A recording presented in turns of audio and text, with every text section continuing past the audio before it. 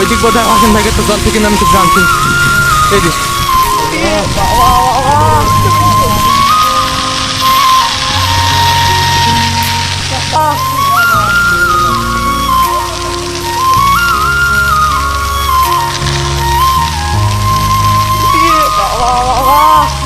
আমার আড়াই বিঘি শ্বাস, আমি এক কাটা গমু ঘরে তুলতে পারি না। কিন্তু আমার এক ভাই মাঠে ছিল, আমার কাছে ফোন দিল, আমি বাড়ি ছিলাম। আমি ফোনটা নিয়ে মাঠে দৌড় ধরছি, দৌড় ধরে আসি আগুনটা যখন এই সুদা, তখন আমি জামুকের ডাড়ে দিয়ে আমি ঠেকাতে পারিনি একলা। আমি বাড়ি শেষ, তোমার শরীর দাঁড়িয়েছে, আগুন আমার ছিটে ছিল। তারপরে গোপাল লোকর ঝোড়পাড়া রায়পুর শিমুতলার লোক আসলো, আসি কিছু কিছু বাড়ি ধরো ঠেকানো হলো।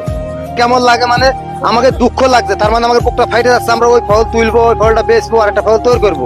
মনে করো আমাদের তার কিছু নেই, আমরা খাবো তো আমরা ওইটা বেশি খাবো, তাই চাইল কিনবো। আমার আছে 1 বিঘা 3 বিঘা জমি গম আছে। আমি 1 বিঘি ভুঁইর গম তুলতে পারিছি, আর 2 বিঘা ভুঁইর গম আমি আছে শুনছি যে মাঠে আগুন ধরি।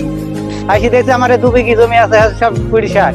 গম কাটা হয়ে গেছে, গমের ওই নাড়া পড়ে আছে, নাড়া পড়ানোর জন্য মানে ফাঁকা জমি পুড়ি ও পরিষ্কার করে জমি চাষ করবে আর কি, এই উদ্দেশ্যেও আগুন লাগিয়েছে। তখন ওই আগুন ছিটি গেলাম, আর মাঠ ভরা ফসল, পুরা মাঠ গম, যা পুড়িয়েছে কালো যা দেখতে পাচ্ছেন সব গম। এখন ওই আগুন ছিটি যায় সব, যখন এদিক ওদিক হয়ে গেল, আমি গ্রামে বেশ কিছু জায়গায় ফোন দিলাম যে এরকম আগুন লাগিয়ে গেছে, তাড়াতাড়ি আসলে যত চেষ্টা করে কম বেশি নিবানি যায়। আমরা খবর পেয়েছি আমাদের হারিয়াতোপ মাঠে একটি গমের অবশিষ্ট অংশ পোড়াতে গিয়ে পাশের জমিতে আগুন ধরেছে এবং বেশ কিছু ক্ষয়ক্ষতি হয়েছে।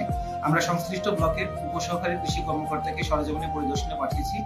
হয়তোবা পরিদর্শন শেষে আমরা বলতে পারবো কি পরিমাণ ক্ষয়ক্ষতি হয়েছে। তবে আমরা কৃষকদেরকে অনুরোধ করব যে এভাবে খোলা মাঠে আগুন নিয়ে আমরা ঝুঁকি না নিতে, কারণ আমরা যদি আগুন লাগিয়ে দিই পার্শ্ববর্তী ফসলের ক্ষতি হতে পারে। একই সাথে জমিতে থাকা যে সকল অণুজীব আমাদের জমির উর্বরতা বৃদ্ধি করে, সে সকল অণুজীব অনেক সময় নষ্ট হয়ে যায়, যার কারণে আমরা নিরুৎসাহিত করছি কৃষকদের এভাবে খোলা মাঠে আগুন